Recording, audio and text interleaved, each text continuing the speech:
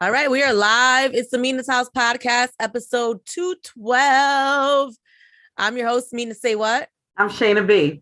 So we're waiting for Garnett to trickle in, and apparently Dexter is becoming a pastor or something. You say he was a teacher, now he a pastor. Dexter's a man of many hats, teaching, pastoring. What's next for him?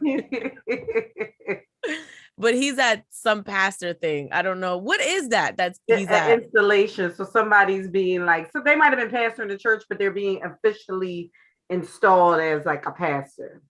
Oh, okay, cool. So Dexter's being a good religious person. So he's not here today. We have a special guest joining us in a couple of minutes. Her name is Thelma Wright. She is a woman from Philadelphia who has been featured on various like gangster documentaries, crime documentaries about her time selling drugs in Philly and taking over the business that her husband built after he passed away. So I'm really interested to talk to her because she was doing this in the 80s. There weren't a lot of women being the heads of drug organizations in the 80s. I mean, there's not a lot now that we know of. Right. But definitely not in the 80s. Okay. Yeah. So Thelma will be joining us in a couple of minutes. Before she gets on, I want to hop on to what's in our feed. There's a lot of drama going on with Kim Kardashian and Kanye West. There are literally so many headlines every day that I didn't even know what to pick to kind of outline for today. So I think the biggest thing is more so they're struggling to co-parent. I think initially when the divorce, a nice word, Mina. Initially when they started to go through the divorce, it seems like they were all kumbaya, and amicable, and everything was like so, hush hush and polite. And then Kim got a boyfriend. And I felt like when Kim became public with her boyfriend, everything started to go left. Kanye has said that he hasn't been told where his daughter's birthday parties are. He has not been allowed to see them whenever he wants, or he's not even allowed to have a say in social media, if they're on or not. He's asked for a public apology from the Kardashians. Why is this happening? This is a mess. Definitely his ego is bruised because, as we know, like you said, when they first started divorce, it was like kind of amicable, but then he went through the whole like he wanted his wife back, and he went. And the thing I think might be a little bit weird is I don't know that they were friends because, again, we know this industry, people can be very much associated and not friends. But I guess he had hung out with Pete Davidson quite a few times. And what we do know is he went with Kim to that Saturday Night Live that she did, which seemed to really kind of spark things with her and Pete. Who knows if they were dating before. So I don't know if it was more like again, like a bigger ego bruise that it kind of caused this pettiness. Because it's ridiculous. It really is ridiculous. Now, like, I feel like I'm about to be with them, like how people was with Will J for a minute. Like, I don't want to know all this. Right. I don't want to know all this. Yeah, and it's definitely a lot of FYIs going on. Kanye is sharing everything on social media. I do think that serves its purpose, right? So when he couldn't get into Chicago's birthday party, I get why you would go on social media. Yeah. And clearly that worked for him. Because then Travis Scott was, what's going to happen is they're all at the birthday party and they're like, oh my God, Kanye West is going in, on social media. Let me just send him the address, right? But now it's getting to the point where it's like, Kanye, you don't have to put all of this. He's releasing text messages from their cousins, private DMs. He's tagging Barack Obama in his post.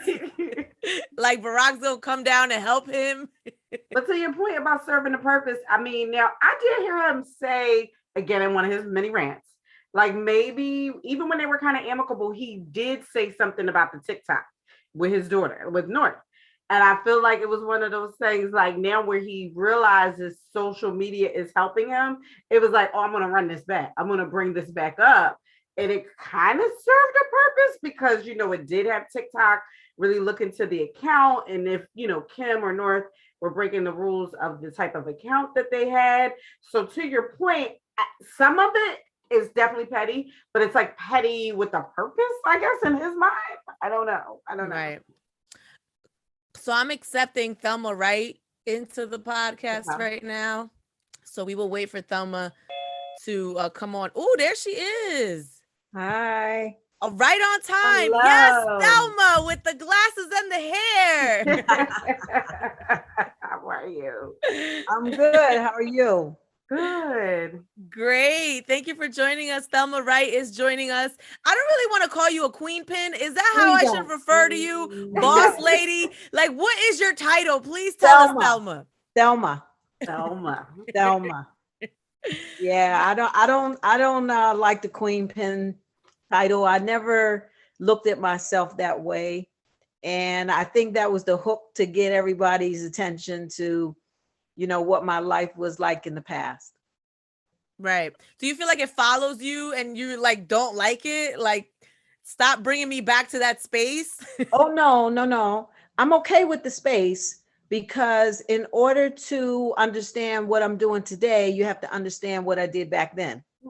So I'm okay with that. I just don't like the title queen pin because I was never that chick. Like I was never the one who was running around, trying to hook everybody up. That wasn't me. Yeah, because when I think of queen pin, I think of like Queen of the South. You putting hits out on people. right. You move like you on a private jet. Well, yeah, like transporting cocaine and stuff. That's what I think in my brain. Like Mary J. Blige and Power. Not at all. Totally different. Totally different. I mean, even the way that I did things was so low that if you weren't someone that I was doing business with, you would not have known what I was doing. And I believe that's what kept me safe along with God. You know what I mean? Mm-hmm. But no, that's not me at all. That's not even my personality. I was going to say, I mean, but you are a woman that was doing things that a lot of men couldn't even do. So some of it, might come off like, and again, you don't want the title, but it kind of, for some people, is almost like a respect thing because you were able to successfully do what you were doing as a woman. To this point, it wasn't many women doing what you were doing. Not on that level. You're right. And so I understand that it's going to be with me and it's going to stick with me, but it's not a name that I want people to refer to me as. But when they do, I understand. So what would you give if you had to give yourself like a title, not the queen pin, but what would you give the title as that, of your position and your role? Well, I was a queen pin. Let's call it a spade a spade. We can say former Philly queen pin. Exactly. Because like I said, when I look back on my life, there was a long time ago. And when I look back on my life, I myself, when I watch my documentary, like now when I do mentoring and I show my documentary to the juveniles, I have to show them the documentary because when I walk in the room, they're looking like, who the hell is this? You know what I mean? Like, what's she in here for? And so when I show the documentary, then it's like, oh, wow. So, yeah, I understand that that's a tag that I will have. But when you ask me, do I want to be referred by that? No. But it's here to stay. Right. I want to talk about your upbringing because when I was reading about you, you went to Catholic school, you went to Temple University. When we think about people in the drug business, we have this stereotypical thought, especially in the 80s, of what that person's upbringing was like, right? But like I went to Catholic school and I knew a ton of drug dealers when I was growing up because of the neighborhood that I lived in. And yes, I got straight A's. Yes, I did well in school, but when I went to the bodega, you met, one of the Latin Kings. When I went to the Chinese food place, there was one of the Bloods. When you went to the pizza shop, you met the guy that was always standing on the corner, and you know why he's standing on the corner and why he's always in that pizza shop. Can you talk about how your transition happened into that life being a woman who grew up in the Catholic household and then went to Temple? Well, like you just said, I mean, you're describing inner city all across the country, Right. especially in the late 70s, 80s, and early 90s. So when I was coming up, it was starting, our neighborhood was starting to change. And you started to see guys that were driving really big cars, really dressing. They dressed back then. They put clothes on back then. You know what I mean? Hats and the Barcelona hats and the top coats and things like, you saw those things. And so depending on where you were, where you lived, you know, you were impressed somewhat by that. And even though that wasn't where I came from, I was aware of what was going on. So, you know, by me meeting my husband, who turned to be my husband in the late 60s, it was just common. I mean, young girls out of high school or maybe even in college were meeting guys that were making money. Right. All over. And when you check Chicago, Detroit, Cleveland, New York, Philly, Baltimore, everything was the same going on at the same time. It's just the way it was, you know what I mean? Right. So it's very common. And it's good that you mention that, because sometimes when I'm telling my story, people don't understand. What do you mean? What do you, if you didn't live in inner cities, right, if you didn't go visit, maybe you, like my son, I raised him in New Jersey, but he would come to Philly on the weekends and in the summer. So he got the mix of a good education, but also street life. Right. So no matter where you were during that time, the same things were going on. Right. So when you met your husband, like you said, you know, the cars, everything, did you know exactly what he was doing, or did he have to have a conversation with you? Or, you know, like, was it one of those things that unraveled over time? Like, wait, I think I know, you know, what he's into, what's going on. Like, how did you assess that, you know, was it just a love for him, or just with a relationship we had, that you would be okay with, you know, going into and being a part of that life? I had heard about him. I mean, we kind of knew. I was an athlete, so I traveled to different parts of the city.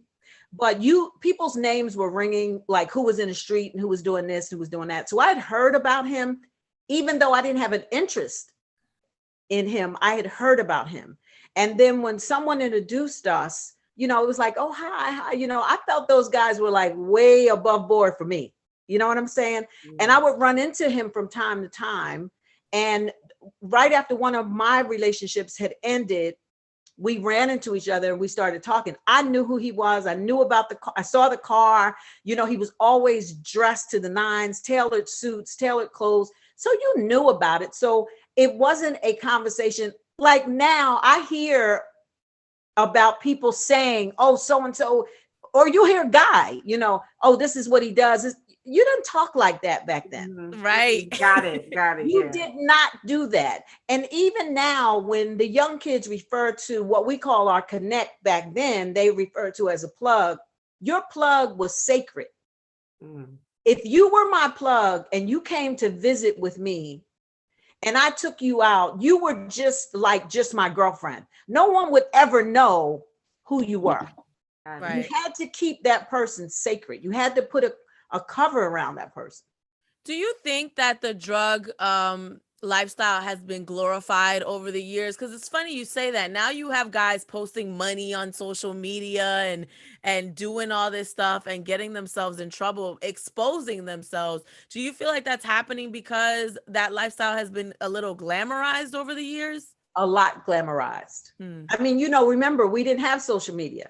Right. Thank God we didn't, because it would have been a whole bunch of stuff going on. People cheating, and you know, a lot of people would have been exposed for what they were doing back then. So yes, social media has really made things wide open now. And people feel, it's funny you said that, because people feel because they can maybe talk to you or reach you on social media that they have a reach with you, or they have a connection with you. And it's not like that. But social media, you know, opens up the door for people to feel that way, to feel like they're connected with you. So it's a whole new world out here now. And I don't know, because I'm not in the game, but I don't believe that they're making money the way we made money back then. I don't believe that. Okay, rappers are getting money, because they rap. They're getting these crazy contracts and things like that. But I don't believe if you're in the game, unless you're on a high level, I don't believe you're really making any money. These guys hanging on the corner with their pants hanging down, doing that hand to hand, they're not making any money. They can't even pay for a lawyer or get bail. How about that? Yeah, seriously. They're living at home. With Very their moms. few of them, with their mom or their big mama, right? Right. Or girl. Or their baby mom. Or their baby mom, right? And she's trying to carry the weight because they're really not really making any money. So is it really worth it? And then you have so many elements against you. And like when we were in the game, you couldn't be where I am right now and the feds hear me outside. You can do that now.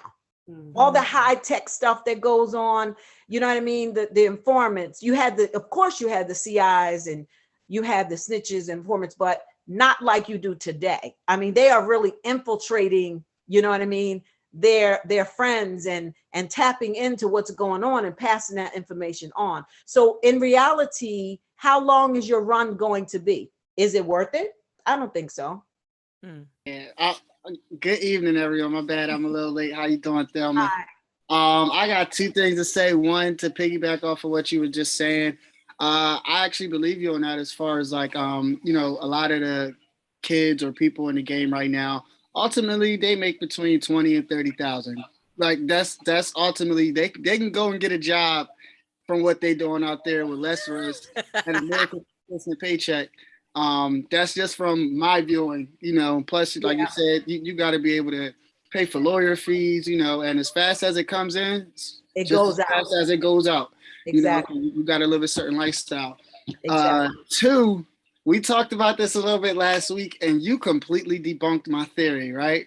So I had the nerve to say last week, some of the women kingpins, they don't be pretty, this and that. And man, you are gorgeous, Thelma. I just want to let you know that you are phenomenal. So whatever I had in my head, I'm sorry, I am wrong.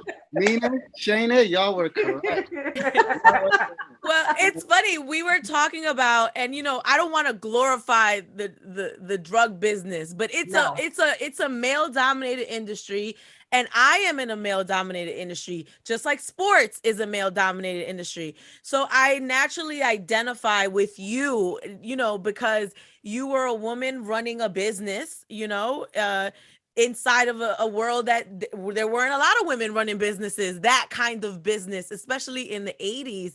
So when Garnett and I were talking, I'm like, I kind of look up to her, not because of that, but because you were a woman running a business, know, right. In an era where women weren't running those kinds of businesses. Exactly. So, and Garnett's like, he pictures like this rough woman, that's like carrying a gun, or I don't know what's in his head, but I'm like, I think you really defied that. I get that though, because it's a rough game. I mean, it's a risky game. And I really believe, people say, even my brother, if you watch my documentary, who speaks on my documentaries, both of them, he says, oh, she was lucky. No, I was blessed by God because he had a different plan for me. A couple of times I could have been taken out of here. You know what I'm saying? And I tried to stay away from the violence because the violence brings the heat. That's where the heat comes from. When the shootings and the kidnappings and the gunplay comes into the game, that's where the problem comes in play. There's so many people, male and female, that have been involved in the game for many, many years, but they know how to move. They know how to get in. They know how to get out. They do what they have to do to keep on going. I don't know if they're still doing it now, maybe, but to me, the way the youngsters are doing stuff, and I will never glorify that game. What I did was wrong, completely wrong. I don't know what I was thinking, but I really wasn't thinking. I just felt like I saw Jackie do what he did, even though he did it differently. And I felt like living in LA, I could move around on the East Coast and be quiet with it. And that was how I started out. I will never glorify that game. It's a vicious, cutthroat game. But I'll tell you what else is a vicious, cutthroat game. The entertainment industry. Yes. Yes, it is. And that's why I was saying I identify with you in that way, and I look up to you in that way, because aside from the illegal part of it, you're running a business, and it's like you have to get people to trust you. How do you, or respect you as a woman? How do you get a man to respect you when he's only listened to other men his whole life? Well, see, my business was different. When I started out in doing that business, these were people who had done business with my husband. And they had survived through, it was a bad drug war, people died, and they had survived through that. And so their mentality was just like mine. Let's get this money. It's not about a power move or a power takeover. They had enough sense to realize if something happens to me, what are they going to do? Finding a connect is not the same as going to the corner store, or bodega as you refer to it, and getting a bag of potato chips. It's not like that. Right. It's hard. Well, it was hard to find someone that you could connect with that had the same mindset that you had. And so I was able to utilize my husband's connect, who was an older Asian woman. So she was like a mother to me. And it was very important for her to keep myself and my son safe. So the people that I was doing business with, that's the way they thought. It wasn't about setting me up. It wasn't about taking me off. It wasn't about any of that. This madness that goes on now, and, you know, I watch Power, and I watch Power to critique it, actually. But it's, you know, with the drug game, of course, comes the violence. But we have so much violence on TV now. I mean, it's crazy. And when I have been in a lot of pitch meetings for my project, and it's hard for them to understand. Wow, like, you remember, did you all see The Godfather? Yes. Mm-hmm. Or did you see American Gangster, when Frank Lucas, Yes. and they're talking about there's no way that this man was able to move the way he moved and not deal with, excuse my expression, the guineas, right? Because they didn't feel as though we had the smarts to do that. And so when I'm in these meetings about my story, because I never killed anyone, right? There was no violence that took place from me directly, but there was violence all around me. It's hard for them to understand, how did she do that? Because we women are very shrewd. We women are thinkers. Right, ladies? We think about our maneuver. We think about how we want to handle particular things. And so that's what really kept me safe. I dealt with the people that I knew had love for my husband, and they would have that same love for me. But it would make no sense for you to get your hands dirty, because it's like, isn't the whole point for you to be as clean as possible so you can run your business, and then you have the people around you who are the people doing things? It's almost like when I see these rappers like getting into shootouts or defending themselves. What are you doing? You're the money. Like, you're supposed to hire security. You're supposed to have people around you to deal with that. You should never be doing anything illegal. You shouldn't have an unregistered gun. Like, you are the head of this business. You should be as clean as possible. I think it's ridiculous that they would expect for you to get your hands dirty when you're literally running the business. You're the one that has to be the cleanest. That's right. Absolutely right. And I just knew, you know, I had just come through this situation with my husband where, you know, people died, people got killed. There were investigations, there were all types of stuff. So why would I want to do something like that? I mean, like, really, it's not what I do. I remember things my husband said. And one thing in particular that he said, you don't always have to hurt people. Just cut them off. You just cut them off. Let them figure it out, because sometimes that's going to hurt them even more, that they can no longer get the product from you, maybe at the price that they were getting it from you. So, you know, yeah, maybe you're putting yourself in a position for something to happen to you, but more than likely not because you had a good relationship. And if you cut them, it was because they did something for you to cut them. Just very simple. Yeah. That's actually like a life lesson right there, more than even just dealing in the drug game, you know. It is. Definitely. It is. I cut people all the time. Yeah, I was gonna say, you talked about your son too. And your son, you did such a wonderful job in raising him. I know your son, through all his entrepreneurial things that he's done and being passionate in your project, and got to work alongside with him on things. How was it? And I know you said that you work with people that knew, you had a son. How was just that mental shift of taking over the business, knowing, that you had Jackie too, that needed you, because now, his dad was gone? Well, that was my top priority. My top priority was to make sure that whatever I did, that he was always safe.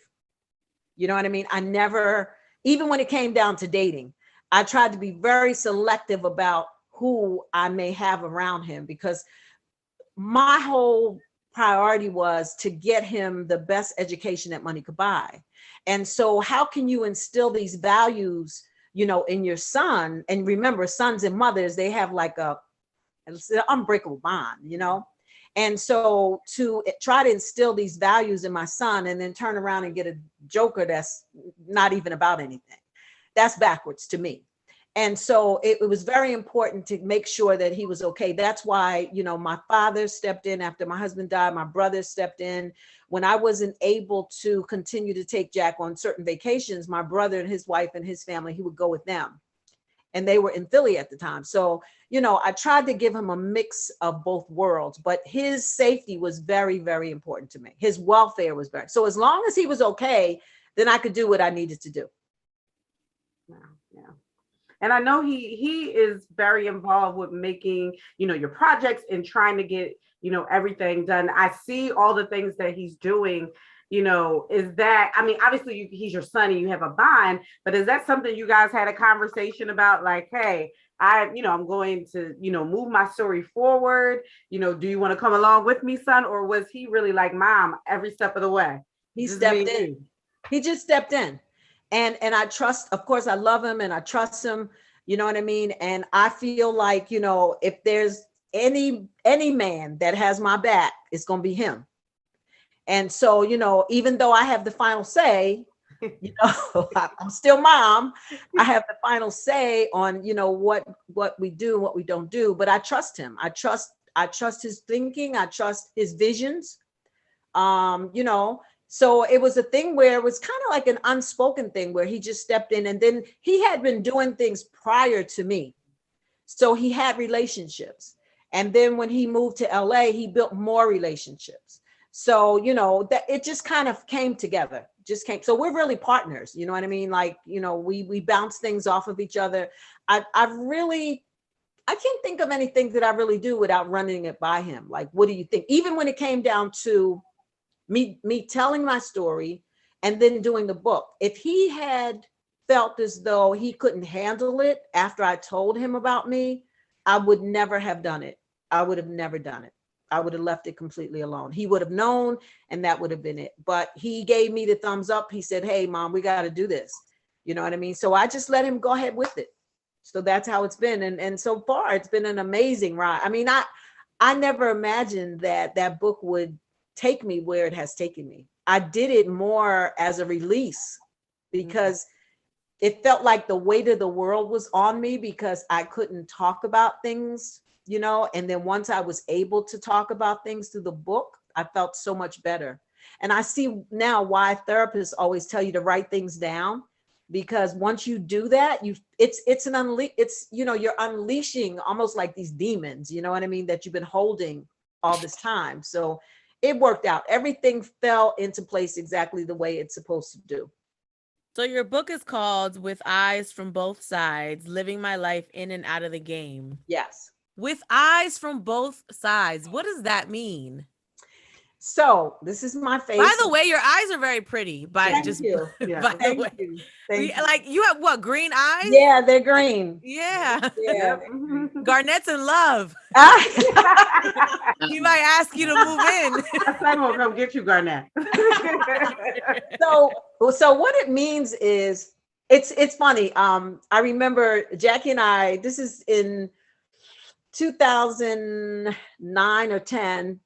Well, actually, no, it was actually 8. It was 2008.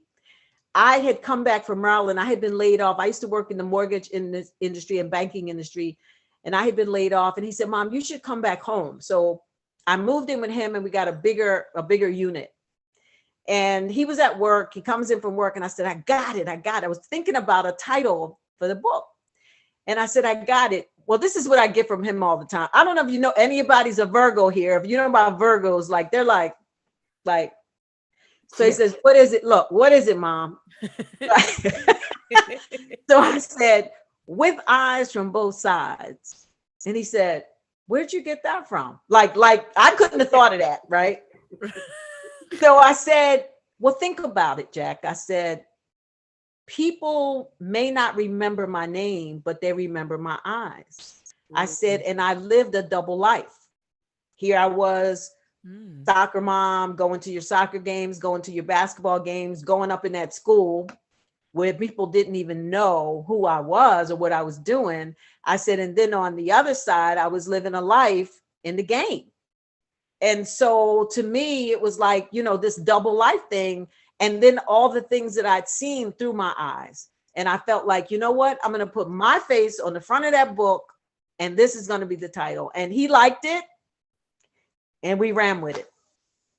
That's where it comes from. That's what it means. I love it. Yeah. Were there any reservations about writing the book? Like, were you worried about incriminating yourself at all? No, because the statute of limitations had long been over.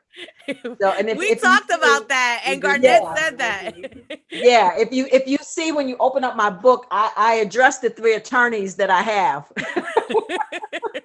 Actually, I have one new one now. So no, I wasn't worried about that. It's so crazy though. After the book came, I didn't know how the book was going to be received in Philly, right? So we had this launch party, and it was really nice, and a lot of people came out. I sold almost 200 books that one night, which is, for a self-published author, from what I hear, that's really good, because normally it's just your friends and your family that buys your book. But I think people were curious as to what I was writing about. And so when the book came out and people realized, like, oh, she's not doing a tell-all, but she's telling, what she was doing back in that time, people started to fall off, meaning so-called girlfriends. Wow.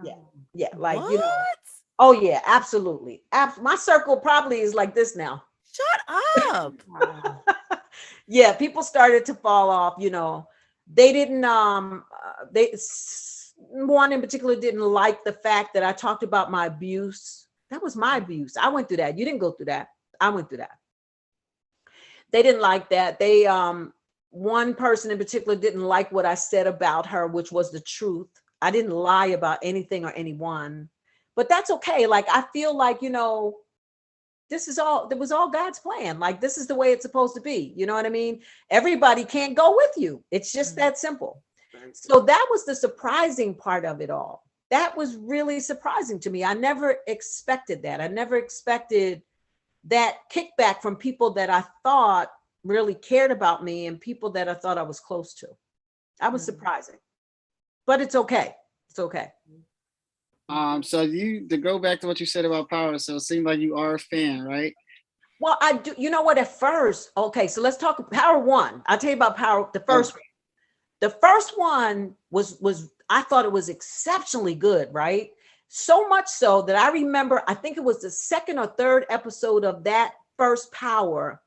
I was staying in Jersey at the time in an apartment. That thing had me so spooked that I jumped up and looked out my window. Like, it was a trigger, like, oh my God, wow, right?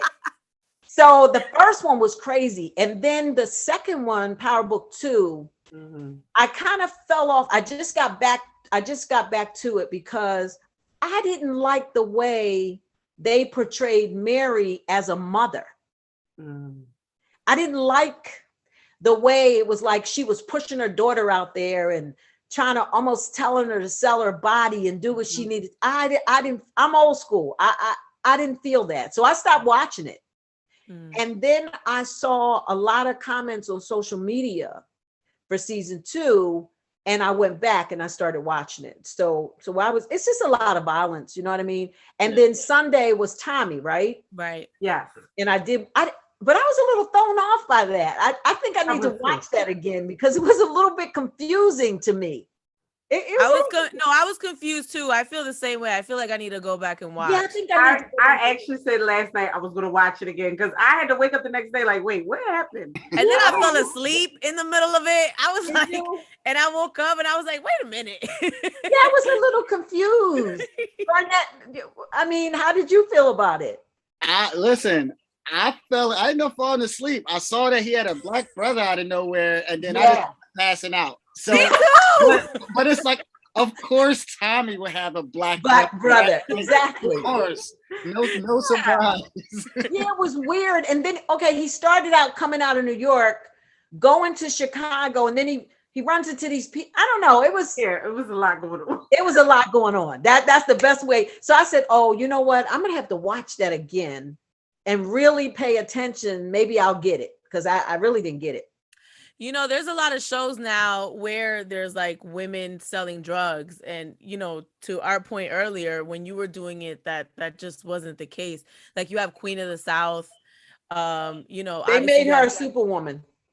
Right. Right. You have Mary and Power. Even Snowfall, you have the aunt who's now like a part of the drug game, and she's kind of like, you know, like kind of like the brains, the calm of the group. Right. When you watch these shows, are you like critiquing and like, no, yes, no? Absolutely. I'll tell you about Snowfall. I like Snowfall. My son told me about the plug thing. Like I said, I didn't know. I said, plug, what is that? He said, Mom, that's like the connect. I said, he said, we call them plug. I go, okay. So Snowfall, you know, is supposed to be a period piece, right? Back in the 70s when the crack epidemic got started. So I'm sitting there watching it, and Franklin says to, what's the other character with the big bush? The uncle. No, not the uncle, the young boy, the young guy. Oh, Isaiah is his real name. Isaiah, I can't remember his name, but yeah, that was his man. Isaiah, right?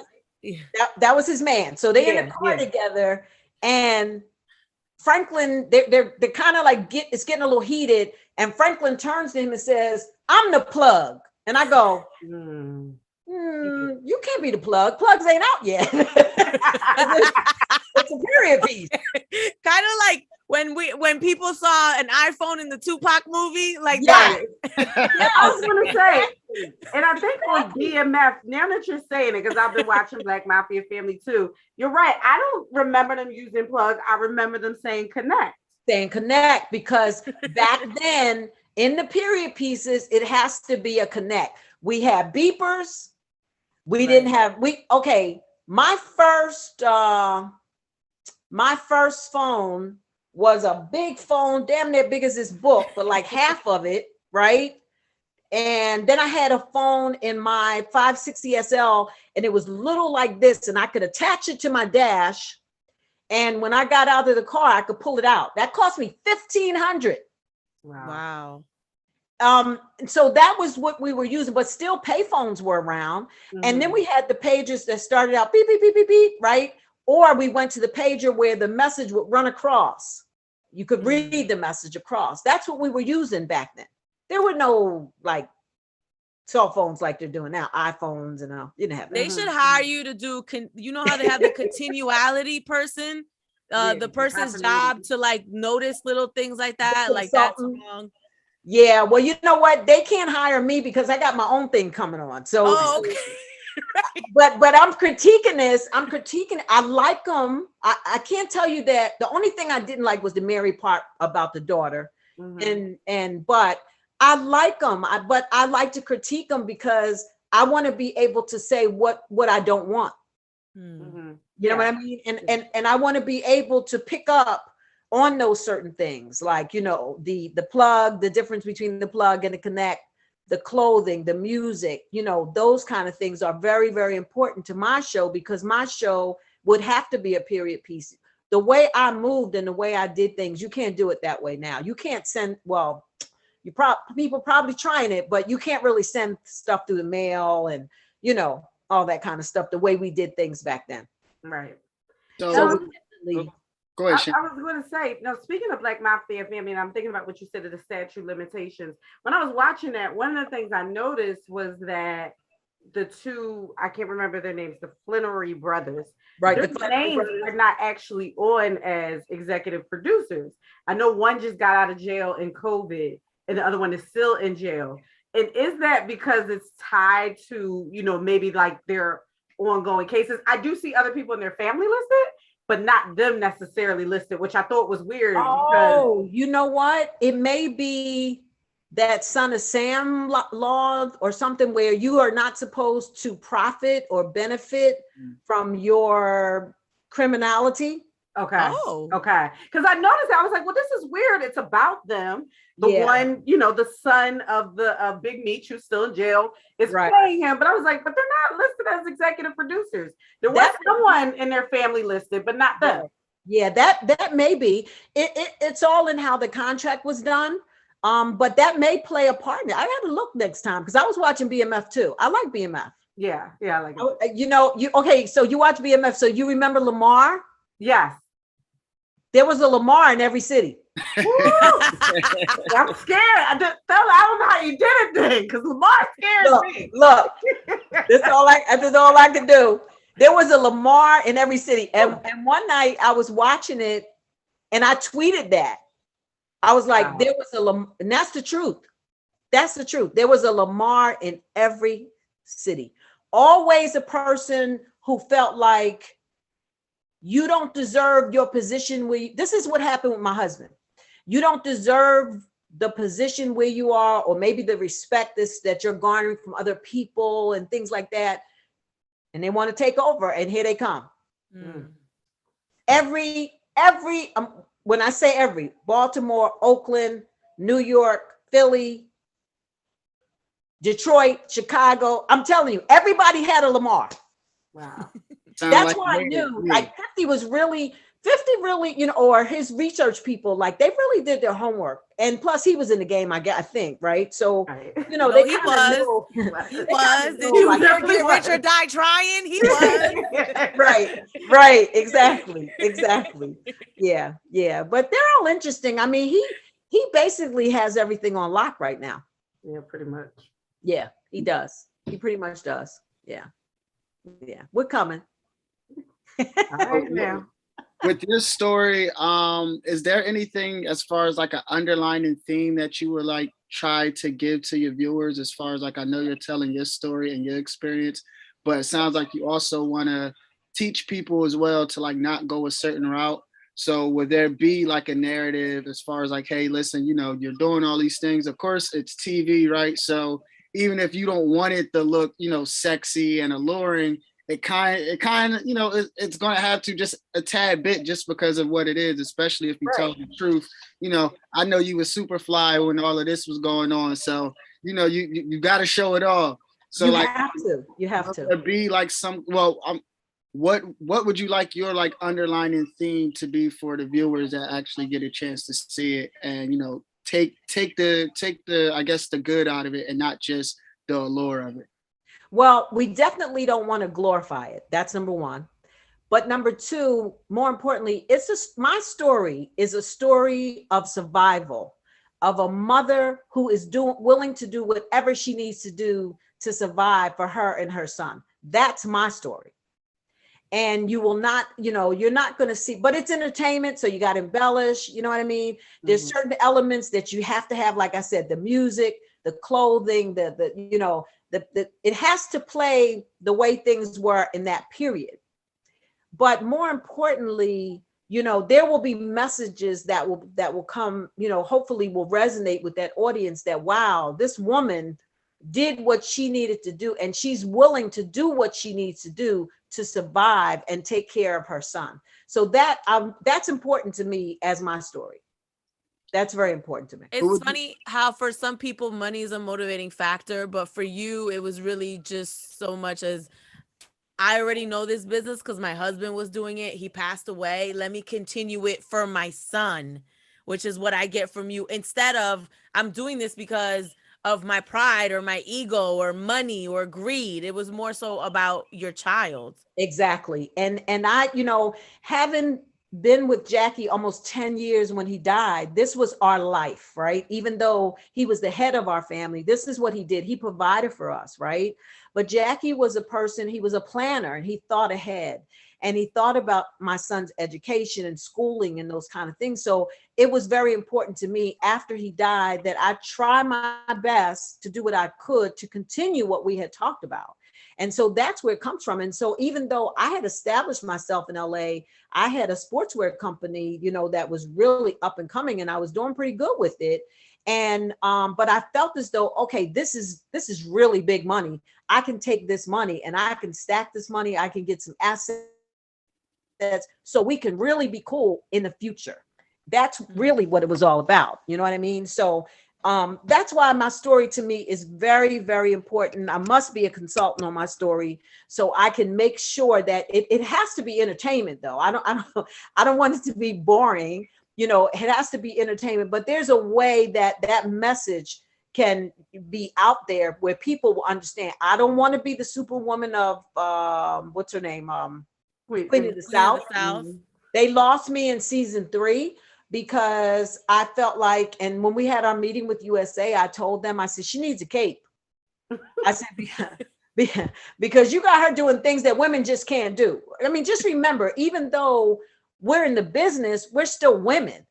We still cry. We're still fragile. We got tempers though. You know what I mean? We can carry some things out or make sure that some things are carried out. We can direct, we can guide, but we're not super women. Yeah. And in Queen of the South, I noticed a lot of her shootouts. You notice, did she ever get shot? I don't know if she ever got. I don't know. She might have got nicked like right. But so I needed to make sense. You can't be in that many shootouts and not get shot. Yeah, you know, it's got to make sense though. It's got to make sense. So, but yeah, that would be my message. It's a story of survival, and the way I want it portrayed, women of all nationalities will understand and go, I would do that. I would do that. You know what I mean? Because it's easy for people to sit back and critique and say, oh, why did you do that? You shouldn't have did this. Yeah. Put yourself in that situation and what would you do? It's just something to think about. What would you do? Right. So I know you you know, you're big on like the timepieces and all that stuff and like having it be like structured in that time when you do want to shoot it. So what was like your Get Money song back in the day when you was what was your theme song? Like, ooh, I need this Teddy P on right now. Okay, so I'm a huge Anita Baker fan, right? From Anita Baker's collection, it was Joy because my son was my lifeline. And Control, Janet Jackson, I'm in control. And it's funny when I was watching the documentary, what was it, last week it was on? Yeah. Someone said, this is why I can't even get on Facebook right now because it just drives me nuts sometimes. I like Instagram better or Twitter. But someone said on Facebook, oh, now I understand. Control has a whole new meaning now. I'm like, what the hell was you thinking? Like, she's in control. Like, that's what the song was all about. She was tired of people telling her what to do. And, you know, now I'm in control. So that was very special to me. So you was riding around in your car selling drugs, bumping Janet Jackson, Thelma? Yes. Yes. I love it. Janet Jackson, Anita Baker. I love Anita to this day. Like, and back then I used to travel a lot. So wherever Anita Baker was, if I was coming in that town, I had to go. Have you met any of like the other kingpins, like the Frank Lucases, or have you met anybody else? No, I actually talked to Jamaica Thompson. You know who she is? No. Jamaica is a Black female out of LA. Our time was somewhat similar, meaning I think she may have started in 85 and she had a husband who got killed. And I think they started with marijuana when they were in school or something like that. And then she got into cocaine. And when her husband got killed, he got killed, I think at a car wash or something. Her son was like 3. So it's kind of a similar story. But she ended up hooking up with a guy out of, I believe it was Detroit. and he ended up turning her in. He snitched on her, and that's how she got caught. And she went to jail for like 13 years or something like that. But we've talked. That, and then there's a young, she calls me Big Sis. She's out in New York, out of Harlem. And since the Trap Queens documentaries have come out, right, we've talked because she's going to be on season 3. But no, I haven't met any of the, well, you got to know, like, a lot of the men are older, deceased, you know what I mean? But no, I haven't met anybody like that. You went to prison? You went to prison? Wow. I was never caught. I was never caught. I don't have a criminal record. I don't even have a jury record. What? That's why I tell you, I was blessed. That's not luck, that's God.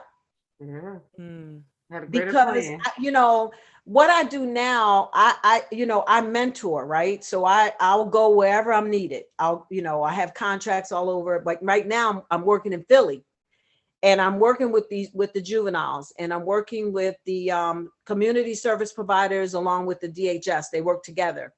And so I go and I might do a 6-week or 8-week contract with these juveniles. Matter of fact, I was at one of the schools, North Philly, where I had little girls from 7, 8, and 9 years old. They blew me away because the stuff that they say is like, I was like, huh? Like, and so they told me when I got there with those girls that they had a disciplinary problem with the girls. And by the time I finished with them, it had gone down 12%. Oh, wow. So that's, really good. But, to me, God spared me to do, I feel that I'm supposed to do what I'm doing now, which is to reach back and give back and say, hey, you might want to think about that a little more. You don't really want to do that. Even like with the carjackings, like my contract now, I work on Mondays with the kids after school, and I'm talking to them about gun violence, and I'm talking to them about the carjackings and robberies, and I'm so amazed that these kids, they don't know the laws.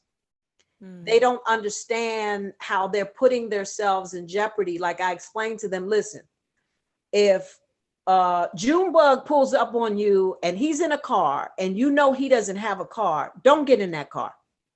Right. Don't get in that. You're an accessory to a theft. And it may be your last ride. Oh, and that, right. Yep. Maybe your last ride, because people are now fighting back. Yep. Everybody's carrying a gun, male, female, old, young. People feel they need to defend themselves. So if you can go and get a legal weapon, that's what they're doing. And some are not legal, but people are fighting back. And so I'm trying to explain to them, just because, and these programs that I'm working are programs where the kids have been mandated to go to these programs. They have to come. And I'm explaining to them, just because you made a mistake doesn't define who you are. You can change your life. You can do something different. It's totally up to you. I'm not here to tell you what to do. I'm here to try to give you things to think about. Right. And so I talked to them about that. I talked to them about the laws. I gave them an example of, if you really think you want to take this ride, because your next step could be prison, go in a bathroom, lock yourself in that bathroom for 23 hours. When you're hungry, knock on the door. Somebody will bring you your food. You get 1 hour out, you got 23 in. In that bathroom, you're going to have your cot, you got your bath, your toilet, your vanity, you know what I mean? And you're going to keep your personal belongings in that room with you for 23 hours. Now, if you think you can do that, go ahead and do what you're going to do. Ride it out. Because you always get some kids that feel like I can do it. Oh, it's a joke. They think it's funny. They think it's a joke. Yeah. I got one kid right now, 14 years old, that has $1 million bail on an attempted murder. 14. 14. Yeah. Wow. Yeah. It's pretty crazy. Yeah, that's he's not even old enough to like really even know what he's doing yet, and those are like life-changing decisions, early on that can shape and mold you, and you didn't even give yourself a real chance to like being somebody yet. Like Exactly. that's wow. Exactly. That's heavy. That's heavy. And if you notice on the news, they are like 14, Yeah. 14, 18 doing the Yeah, carjacking. the kids that killed Pop Smoke, teenagers, all of them. I think maybe one of them was 20, right? Wow. One of them got charged as an adult, the 20-year-old. Yeah. He might be 21. They're all teenagers. It's sad. Four of them. They try to rob him, and yeah. it's a murder charge. But remember now, some of these kids are taking care of themselves. Some of them are taking care of themselves. You know, people would be surprised about the teenage homelessness. No, I know. I worked with a couple of teen homeless shelters in the city. And I think it's when you talk to some of them, it's like their parents are just not present. Like it's not even like their parent is dead, right? Or it's just like their parents. Some of these parents just don't care, which I just don't even understand, to be honest. One of the kids told me yesterday, we were doing this thing. It was no right or wrong answer to this, but I wanted to get their feedback. And I was asking them, did they feel as though parents should take parenting classes? And one of the kids hollered out, yes. He said, yes. And I said, why? Why do you feel that way? He said, because they're so tricked up. Like parents are getting high with their kids and all, which is true, but I like to get their feedback. Kids really want someone to listen to them. They want to be vocal and they want to be able to say things, you know what I mean? And I had a couple of cussers in the room. I'm like, oh, hold up. Hold up. Not having that. Right. Not having that, but I get it. They want to be able to express themselves, and they want to be able to trust you. That's number one. And then they want to be able to express themselves and talk freely. So, I allow them to do that, but I also try to help them and guide them and give them things to think about. And that's really what it's all about. Right. So do you have another book on the way? And I know you said you're working on a documentary. So what do you have coming up? Well, we have 2 documentaries done already. No more documentaries. Now we're having conversations about a TV series. Oh, we had a deal with USA. Mary J. Blige was executive producer. I saw that. For that Philly Rain, right? Yep. And so after 18 months, and it was a development deal and it was moving along, well, they had a change in the regime in USA. Some of the top executives left. And one of the executives who was head of our project, he left. And so they felt as though our story wasn't a good fit for Peacock, which it wouldn't have been. No. Right.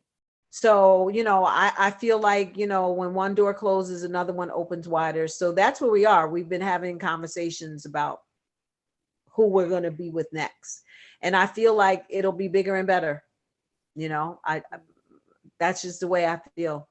Right. So it was a little disappointing, but not totally, because like I said, I felt like, oh, okay, all right, well, we'll keep it moving. So that's what we've been doing. But I've learned, Jackie and I talk about this all the time, like, everything we've been through, we learn from it. And this whole ride started for me in 2008. I didn't even have a book yet. Someone in LA asked me to come out for a meeting because they were pitched a little bit of my story. I didn't know nothing about that.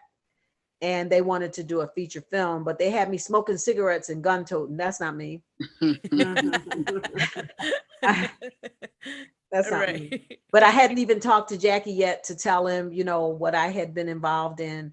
So I needed to do that. And then once I talked with him, he was like, okay, cool. But then they had an option for 18 months and they didn't pick it up. So that worked in my favor. So I went on and did the book. 2011, I did the book. 2012, 2013, I did the first documentary, which is on gangsters, America's Most Evil, for biography. And then before you go, I wanted to interject. I saw that and I'm like, do you really feel like you're evil? Because you're not evil. Right. No, it's like the title is like the most evil gangsters. I know. And I was like, I know. No, not at all. And then the Trap Queens one that I did for BET. Right. I'm not a trap queen. I wasn't in the house. You was listening to Fetty Wap, Thelma? I'm like, I don't know. But no more documentaries. I think the documentaries are good. I'm not good. I do want to do other books, but I would hope maybe down the line that I could get a book deal, because I did this one self-published. Right. There are some things that I really want to talk about. One in particular is reference to the book. So, you know, but more so, I just want to concentrate now on getting this TV thing done. That's what I really want to do. That's where we are with that. Yeah. Well, it will happen for you, Thelma. Definitely will happen. It will. You It ran will a drug business in the 80s. You can do a TV series, Thelma. Right. And you raised a very smart son, so he ain't gonna give up either. No, he's not going to give up. He moves out. Hey, Jackie moves out. I tell you, he does. If you need a Spanish drug dealer, hire me for your TV series. I'll send my goons to the bodega. Thank you guys so much. I appreciate it. I appreciate your time. Thank you. Thank you so much for your story. Thank you for your time. All right. Take care. All right. Bye. All right.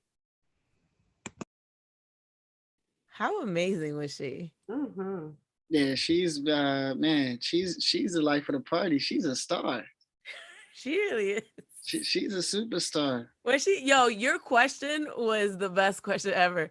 When she said Anita Baker, I almost died, because it's not what we expect, right? But I love that about her. She's not what you expect. Right. Yeah, I mean, Photo was dope. Like, I pictured her in a car with the cell phone, because I'm so visual like that. Like, and watching all these other ones, I pictured her listening to Control. Like, I pictured it. Like, the words going like, I get it. Yes.